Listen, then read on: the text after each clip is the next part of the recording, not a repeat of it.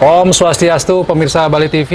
COVID-19 memberikan dampak yang luar biasa di segala bidang. Dan tentu pariwisata Bali ini yang paling terancam, bukan terancam lagi, sudah kita nggak bisa menggambarkan apakah disebutnya mati suri atau apa. Dan tentu kita akan mencoba untuk membangkitkan perekonomian ini. Salah satunya melalui sektor pertanian. Dan kali ini saya akan mewawancarai Kepala Dinas Pertanian dan Ketahanan Pangan Provinsi Bali, Bapak Edi Bagus Wisnu Ardana, berkaitan dengan bagaimanakah strategi-strategi, cara-cara untuk membangkitkan ekonomi Bali ini melalui pertanian. Kita sapa langsung Pak Kepala Dinas. Om Swastiastu, Pak. Om Swastiastu, Pak Winato. Om Swastiastu, para pemirsa. Pak Gatot, sehat ya? Sehat, Pak. Ya, selalu sehat dan semangat nih. Karena Pak Kadis, kalau kita bicara tentang pertanian ini kan sedang digalak-galakan. Karena kan ketika pariwisata ini jatuh, menekan pertumbuhan ekonomi, ada yang mengatakan pertanian dibangkitkan. Nah, kalau Dinas Pertanian Provinsi Bali ada program-program khusus, strategi-strategi khusus untuk membangkitkan perekonomian Bali melalui pertanian. Oke, makasih. Jadi yang pertama, bahwa kaitannya dengan pandemi COVID-19 yang kita sudah rasakan lebih dari 5 bulan ya. Okay. Tidak hanya berdampak kepada pariwisata, sektor ekonomi, tapi pertanian juga terkena dampak. Jadi apalagi Bali ini memang masih daerah agraris, oleh karena sebagian besar penduduk Bali ini masih menggantungkan mata pencahariannya di sektor pertanian. Nah, sehingga perintah Bapak Gubernur kepada saya, jadi yang tidak boleh berhenti beraktivitas, kesehatan dan pertanian terutama. Ya. Nah, tentu yang lain juga diharapkan beraktivitas. Nah, oleh karena kesehatan ini tugasnya kan adalah bagaimana mengendalikan, mencegah COVID. Sedangkan pertanian ini bagaimana supaya di masa pandemi COVID ini ketersediaan pangan masih mencukupi untuk Krama Bali. Di satu pihak para petani yang juga terkena dampak ini juga bisa diantisipasi. Jadi jangan sampai kesejahteraannya para petani ini menurun pada saat pandemi COVID-19. Saya kira kaitannya dengan ini, kemudian kita banyak melaksanakan refocusing kegiatan. Refocusing kegiatan. Jadi refocusing kegiatan ini, banyak kegiatan-kegiatan kita, Dinas Pertanian ini baik yang bersumber dari APBD, kemudian dari dana DEN, konsentrasi dan tugas bantuan APBN, yang kita revisi, Jadi menyesuaikan dengan apa sih yang kita butuhkan kaitannya dengan penyediaan pangan, dengan tetap memperhatikan protokol kesehatan, kemudian meningkatkan pendapatan petani. Jadi perintah Pak Gubernur dari hulu sampai dengan hilir harus kita adakan penyesuaian kegiatan melalui refocusing. Jadi kita revisi dari hulu sampai ke hilir berarti ya. Dari proses di petani sampai kemudian pemasarannya berarti ya. Jadi betul itu yang kita lakukan. Yang perlu saya sampaikan bahwa kaitannya dengan pandemi COVID-19, jadi petani juga terkena dampak. Jadi yang pertama adalah kaitannya dengan keterbatasan modal usaha tani. Nah, oleh karena dari 200 kakak petani di Bali ini, 200 kakak, 99.000 atau 50%-nya ini tergolong sebagai petani penggarap dan buruh tani. Jadi petani penggarap dan buruh tani ini dia kan punya pekerjaan sampingan. Di samping petani dia juga adalah pekerja harian. Sebagai buruh, sebagai tukang dan lain sebagainya. Yang pada saat pandemi COVID ini tambahan penghasilannya jadi menghilang. Sehingga modal usaha tadinya menjadi berkurang. Kemudian yang kedua, dampak pada petani langsung ini adalah terutama di hilir ya, kaitannya dengan pemasaran hasil. Oleh karena produk petani Bali ini sebagian besar memang terserap di hotel, restoran, catering, swalayan, termasuk juga pasar rakyat. Yang kemudian begitu ada pandemi COVID-19, hotel, restoran, catering, swalayan boleh katakan praktis ya, mengalami penurunan juga ya. Penurunan omset, penurunan penjualan berarti petani agak kesulitan memasarkan produknya memasarkan produknya.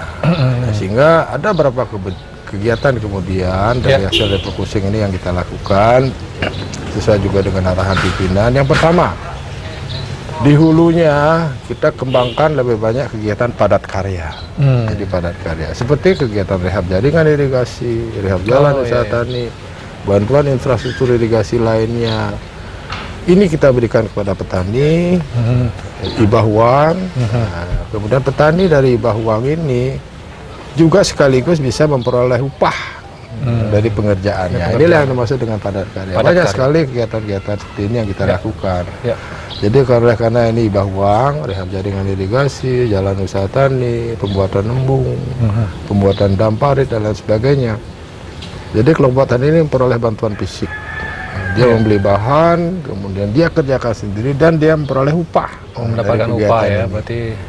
Nah, jadi itu yang kita laksanakan di hulu. Termasuk juga lebih banyak kita pada tahun ini menyalurkan bantuan alat mesin pertanian, seperti traktor, kemudian alat tanam rice transplanter, alat perontok gabah, thresher, termasuk juga alat panennya, combiner thresher banyak kita bantukan. Supaya petani ini terbantu, oleh karena kalau kita melaksanakan usaha tani itu sebagian besar pengeluarannya adalah untuk ongkos. Jadi dengan bantuan alat mesin pertanian ini tentu petani akan sangat terbantu, terutama dari segi ongkos. Nah yang kedua, refocusing kegiatan ini tahun ini banyak kita berikan kepada petani, di samping subsidi juga bantuan langsung. Jadi baik itu pupuk, termasuk juga sarana produksi lainnya. Jadi kita berikan secara gratis. Walaupun belum semua petani bisa kita berikan. Berarti itu diberikan secara gratis ya? Secara gratis. Tidak. Secara gratis. Bukan di diskon harganya, tapi gratis gitu ya Kita diberikan. gratis, ada yang subsidi, ada yang bantuan langsung. Supaya meringankan petani di usaha taninya, di on farm-nya. Kemudian di hilir juga banyak kita lakukan beberapa refocusing kegiatan. Jadi yang pertama yang kita lakukan adalah kita menggalakkan asuransi usaha tani pertanian. Oleh karena pemerintah pusat, Kementerian Pertanian sudah memprogramkan yang namanya asuransi usaha tani padi, asuransi ternak sapi, yang preminya masih disubsidi oleh pemerintah. Ini banyak kita sudah fasilitasi petani. Kita bekerja sama dengan asuransi Jasindo supaya makin banyak petani yang ikut asuransi usaha tani padi, makin banyak petani yang ikut asuransi usaha ternak sapi yang preminya disubsidi. Nah, apabila terjadi gagal panen, jadi dia bisa dibayar klaimnya oleh PT Jasindo. Ini juga sudah kita lakukan.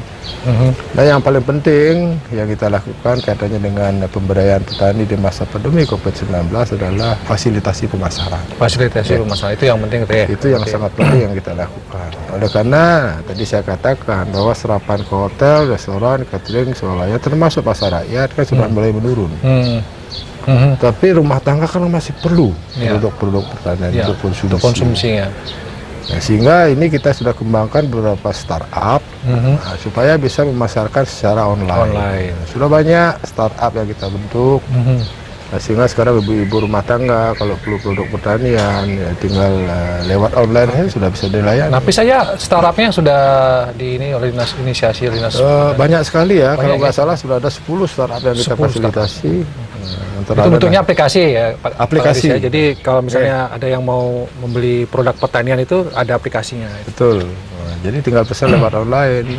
Jadi sehingga pemasaran produk pertanian ini sekarang sudah bisa secara online. Tidak hanya makanan, tidak hanya Gojek dan lain sebagainya. Bahkan kita sudah kerjasama juga dengan Gojek. Gojek ya? Oh, Gojek juga sudah kerjasama dengan Gojek. Nah, kemudian yang berikutnya di hilir ini yang sudah kita lakukan adalah sesuai dengan perintah Pak Gubernur. Jadi baru saja diterbitkan surat edaran Gubernur Bali nomor 15036 tentang pasar gotong royong Krama Bali. Pasar gotong royong. Ini saya kira luar biasa, oleh karena dalam surat edaran Gubernur ini diwajibkan. Jadi instansi vertikal, BUMN, BUMD, swasta, terutama organisasi perangkat daerah di provinsi untuk menyelenggarakan pasar gotong royong di kantornya masing-masing. Itu setiap apa pelaksanaan gotong royong? Setiap hari Jumat. Setiap hari Jumat. Setiap minggu ya. Sebulan 4 kali berarti kalau ada. Sebulan 4 kali kecuali hari libur ya. Jadi bahkan dalam surat edaran Gubernur tentang program pasar gotong royong Krama Bali ini di minggu pertama itu di samping pangan itu ada pasar sandang juga.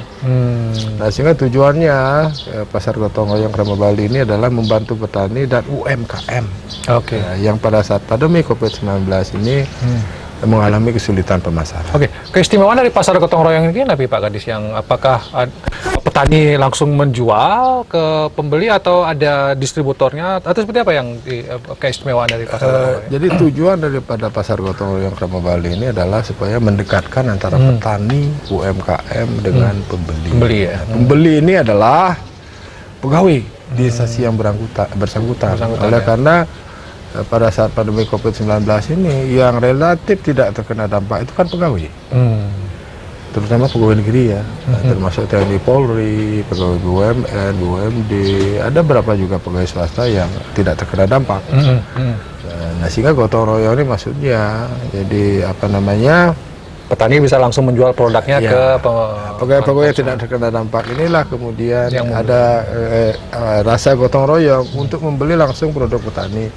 Nah, sehingga dalam SE ini sudah diatur, yang boleh jualan itu adalah petani langsung. Dan produk-produk petani lokal Bali, produk sandang Bali, tidak boleh ada perantara. Ini kita laksanakan setiap hari Jumat dan sudah terlaksana serentak pada tanggal 7 Agustus 2020. Dan akan berlanjut terus ya? Akan berlanjut terus. Atau mungkin yang perlu, atau Pak Kadis yang perlu diinikan lagi, kalau misalnya saya petani, pengen jualan misal di mana, gimana caranya? Apakah saya menghubungi dinas pertanian atau apa? Atau dinas pertanian menghubungi petani-petani untuk memberikan kemana berjualan? Jadi silakan aja daftar. Oleh karena di perintah Pak Gubernur melalui surat edaran ini yang mengkoordinasi pasar gotong royong ini kaitannya dengan pangan itu dinas pertanian. Jadi saya. Jadi saya pun sudah koordinasi dengan beberapa instansi vertikal, BUMN, BUMD, termasuk OPD di provinsi. Jadi kita lihat berapa sih jumlah pegawainya, sudah siap melaksanakan pasar gotong royong. Nanti kita hadirkan pedagangnya. Jadi dinas pertanian yang menghadirkan pedagangnya di sana. Gitu. Oleh karena paling tidak dalam pasar gotong royong ini ada 7 pedagang ya, yang pangan. Jadi ada yang jual beras, bumbu, sayur, buah, telur, ikan, daging. Itu yang kita lakukan. Nah, hasil evaluasi yang sudah kita laksanakan tanggal 7 Agustus hari Jumat. Ini tahap pertama serentak dilaksanakan di seluruh Bali. Ada 41 penyelenggara. 41 penyelenggara. Jadi instansi vertikal, termasuk juga perangkat daerah di provinsi yang sudah membuka pasar gotong royong. Sudah kita sebar di sana para penjualnya, lebih dari 300 penjual. 300 penjual. Dan sementara evaluasi kami cukup bagus. Cukup bagus. Oleh karena direspon bagus oleh masyarakat utamanya. Oleh karena di surat edaran ini ada kewajiban, terutama dari pegawai pemerintah Provinsi Bali untuk berbelanja minimal 10% dari gajinya dalam 1 bulan. 1 bulan. Tapi untuk pegawai yang non PNS itu sukarela. Sukarela. Ini ada sampai ke detail itu ya, di surat edaran. Sehingga ini sama-sama diuntungkan. Jadi penjualnya yang petani langsung bisa memasarkan produknya. Kemudian pegawai yang adalah pembeli bisa memperoleh produk yang lebih murah, lebih segar, sama-sama diuntungkan. Sama-sama. Dan produk-produk lokal ya, seperti yang ada di depan kita ini ada beras, ada termasuk juga produk-produk minuman, ya fermentasi lokal ini juga termasuk produk lokal yang diharapkan bisa diserap di pasar gotong royong itu. Oke, baik. Mungkin sebagai closing statement tuh, karena sudah waktu ini di akhir ini ada yang Pak Kadis ingin lebih tekankan lagi kepada masyarakat. Bagaimana pertanian nih, karena kan pariwisata kayaknya masih lama nih. Jadi pertanian yang masih ada lagi kita. Tapi Kenten, semacam motivasi juga ya, harapan kepada masyarakat. Tentu saya selaku pejabat yang ditugasi oleh Pak Gubernur, jadi supaya memberdayakan para petani kita, saya mengharapkan kepada Krama Bali. Jadi mari kita peduli kepada petani yang saat ini juga terkena dampak COVID-19. Ya caranya dengan memprioritaskan, memanfaatkan, mengkonsumsi produk petani lokal Bali. Sehingga terserap di pasar, kesejahteraan petani bisa meningkat. Ya, terima kasih Pak Kadis atas waktunya dan juga motivasinya. Harapan kita bersama tepat sudah apa yang disampaikan oleh Pak Gubernur melalui surat edaran mengadakan pasar gotong royong ya. Karena ini istilahnya mungkin pada payu gotong royong gitu ya. Bisa saling menghidupi satu dengan yang lain karena kondisi COVID ini memukul perekonomian sangat dalam di Bali, sehingga kita ke depannya bisa bangkit bagaimana caranya? Gotong royong gitu ya, pasar gotong royong ini. Mungkin partisipasi dari mereka yang masih berpenghasilan seperti ASN atau mungkin pegawai-pegawai yang masih punya penghasilan yang bagus mungkin bisa membeli produk-produk lokal seperti beras atau produk-produk lainnya, UMKM juga. Demikian Bali Pos Talk kali ini sebenarnya juga bagian dari kaitan 72 tahun ulang tahun Bali Pos. Kita mendorong kebangkitan ekonomi Bali melalui gotong royong ini. Terima kasih atas perhatiannya. Sampai jumpa di Bali Pos Talk berikutnya. Saya tutup dengan Promo Santi. Om Santi, Santi, Santi Om. Terima kasih.